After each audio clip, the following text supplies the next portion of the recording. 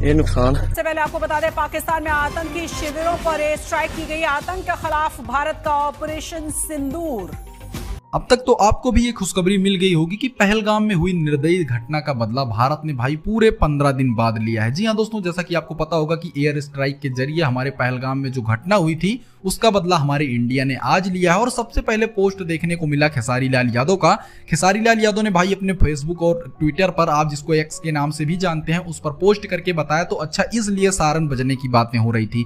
जैसा कि दोस्तों आपको पता होगा कि कल पटना में कहा गया था कि मॉक ड्रिल की जाएगी, लोग अभ्यास करेंगे, इसमें लोगों को चिंता करने की जरूरत नहीं है। लेकिन हम लोगों को भाई सुबह पता चलता है कि भारत ने एयर स्ट्राइक के जरिए अपने देश का वो बदला पूरा किया है। ये देखकर दोस्तों बहुत ज्यादा खुशी मिलती है कि भाई चाहे जैसा भी हो हमारे देश में, लेकिन हमारे देश पर जब कोई आंख उठाता है तो उसका भरपूर जवाब दिया जाता है। और हमारी सरकार ने भाई इसको भरपूर किया है और इसमें सभी नेता, अभिनेता, पक्ष विपक्ष सभी लोग खुश हैं। यहाँ तक कि भारत की जनता, हिंदू मुस्लिम सब खुश हैं।